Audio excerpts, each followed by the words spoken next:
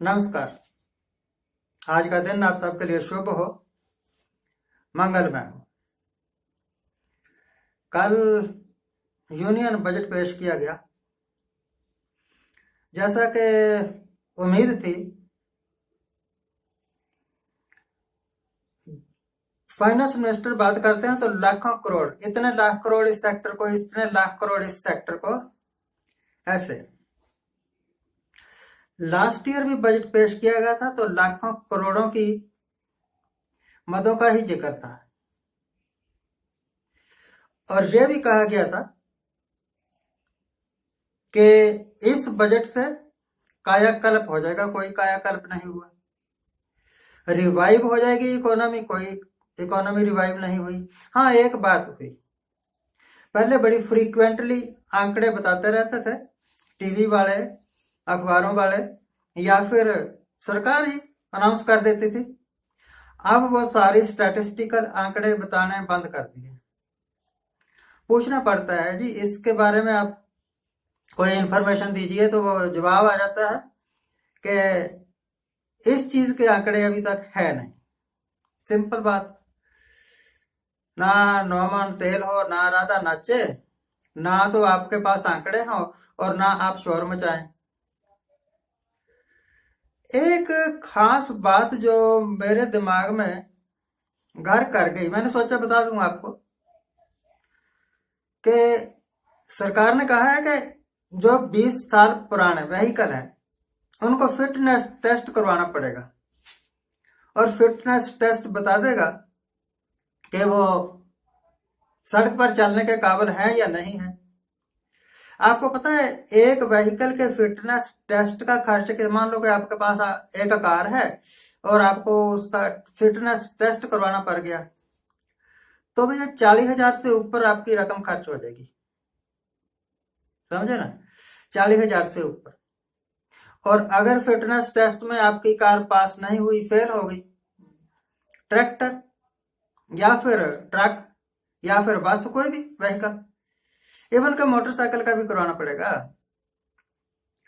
तो 40-50,000 खर्चने के बाद अगर उन्होंने कह दिया कि नहीं ये फिट नहीं है कार, फिर आप उसको घर नहीं ले जा सकते। फिर आपको उस कार को डिस्पोज ऑफ करना पड़ेगा स्क्रैप में, नई कार खरीद लो। सरकार ने यह नया हरबा अपनाया है, दम तोड़ रही ऑटोमोबाइल इंडस्ट्री को दोबारा ऑक्सीजन देने का। यानी ऑटोमोबाइल इंडस्ट्री को दोबारा खड़ी करने के लिए अगर पब्लिक के गर्दन पर छुरी भी रख दी जाए या गर्दन काटी दी जाए, कोई बात नहीं, ऑटोमोबाइल सेक्टर कामयाब कर देना है। तो इसका मतलब यह हुआ कि आम आदमी, वो आदमी जो अपनी रोजी रोटी ट्रक के जरिए, बस के जरिए, टैक्सी के जरिए चला रहा था, उसके बुरे दिन आ गए। बुरे दिन आ गए। सरकार ने यह भी कहा, सरकार मतलब फाइनेंस मिनिस्टर, कि हम प्राइवेट सेक्टर की मदद से बहुत सारे ऐसे काम करेंगे जो आज तक नहीं हुए, आज तक नहीं हुए, अब कर लेंगे प्राइवेट सेक्टर की मदद से। जो प्राइवेट लोग हैं उनका तो मेन मकसद होता है प्रॉफिट अर्न करना, और सरकार का मकसद होता है maximum welfare of maximum people, जन कल्याण। यानी अब हमें समझ लेना चाहिए कि यह सरकार जो है ना, वो अब जन कल्याण के वास्ते नहीं रही, प्रॉफिट अर्निंग बॉडी हो गई है। जिस तरह मोदी साहब ने अपने मन की बात में कुछ नहीं कहा था किसानों के बारे में या किसानों की समस्याओं के बारे में, इस बजट में भी कुछ नहीं कहा गया है। कि किसानों को क्या राहत देने जा रहे हैं, किसानों की समस्याओं का हल करने के वास्ते क्या किया जा रहा है। No, nothing. इस बजट में तो यह भी नहीं बताया, मैं देखता रहा कि कुछ बोला हो, कुछ बोला हो, कुछ बोला हो, कुछ नहीं बोला कि हम डिफेंस पर कितना खर्च कर रहे हैं। बातें लाखों करोड़ों की, बातें अरबों खरबों की। मैं पिछले 4 साल से देख रहा हूं इनके बजट, परंतु रिजल्ट जमीन पर कुछ नहीं है। हाँ, यह बात ध्यान में रखी गई है कि जिन जिन प्रदेशों में इस साल इलेक्शन होने हैं उन प्रदेशों को खुश कर दिया जाए। जैसे असम में इलेक्शन होने हैं तो वहां कह दिया कि जो चाय के बगीचों में काम करने वाली लेबर है उसके वास्ते हम एक खास पैकेज दे रहे हैं।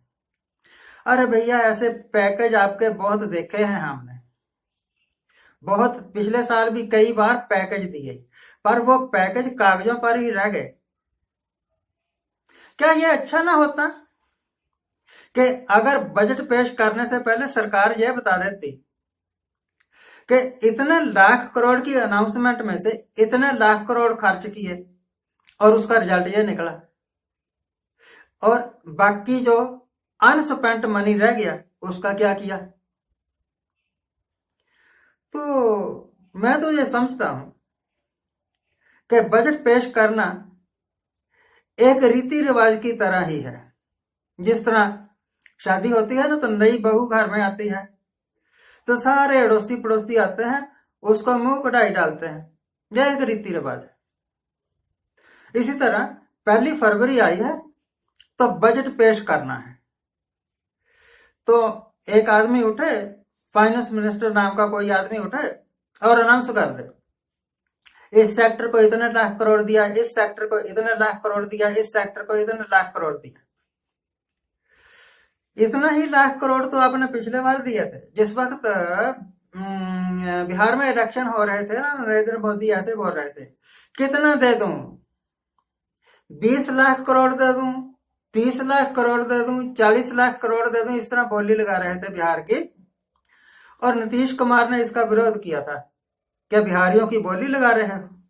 फिर यह बात अलग है कि नीतीश कुमार उठे और इनकी झोली में जाके बैठ गए और 5 साल तक सरकार चलाने का मजा ले लिया। इसी तरीके से अब बंगाल की या असम की या तमिलनाडु की, जहां जहां भी इलेक्शन है, बोली सी लगा रहे हैं ताकि लोग वहां के खुश होके इनको वोटें डाल दें और ये सत्ता पर बैठ जाए। क्या ऐसी ही बोली आपने बिहार में नहीं लगाई थी? तो बिहार की कितनी की दशा सुधर गई आपके राज में। मैं देखता हूं कि पिछली बार भी और इस बार भी बीजेपी और नीतीश कुमार मिलकर सरकार चला रहे हैं, शायद आगे भी चलाएंगे। पर बिहार के किसानों की दशा तो कोई नहीं सुधरी। जितनी गंदगी पटना शहर में है उतनी कहीं नहीं है। वर्ल्ड रिकॉर्ड है हमारा। स्मार्ट सिटी बनाएंगे, कितने अनाउंसमेंट्स की, कितने स्मार्ट सिटी बन गए। बुलेट ट्रेन लाएंगे, कितने का अनाउंसमेंट की, कितने का आ गई। तो बजट एक सेरेमनी के तौर पर पेश किया गया और लोगों ने सेरेमनी के तौर पर सुन लिया। सच्ची बात यह है कि देश की हालत ऐसे और भी 20 बजट ला देंगे ना तो बिल्कुल नहीं सुधरेगी। उसका कारण यह है कि बजट सिर्फ कागजों पर आता है, हकीकत में तो इंप्लीमेंट ही नहीं होता। और अगर होता भी है तो 50% जो पैसा है वो लोग खा जाते हैं, कुछ इंजीनियर, कुछ ठेकेदार वगैरह, मिनिस्टर वगैरह, और जो बाकी बचता है वो छोटे बंधु खा जाते हैं। असल में खर्च बिल्कुल 20% 30% ही होता है। तो मेरी शुभकामनाएं हैं इस बजट को और किसानों को भी।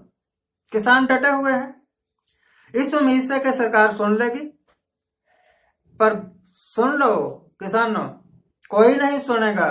थक हार के आपको ही पीछे हटना पड़ेगा, बैठना पड़ेगा, या तब तक इंतजार कर लो जब तक या तो यह सरकार गिर ना जाए और या 2024 ना आ जाए, फिर इलेक्शन होंगे, फिर आपको कोई और ट्रॉफी दे जाएगा कि हम ये कर देंगे, आप उसको वोटें डाल देंगे, फिर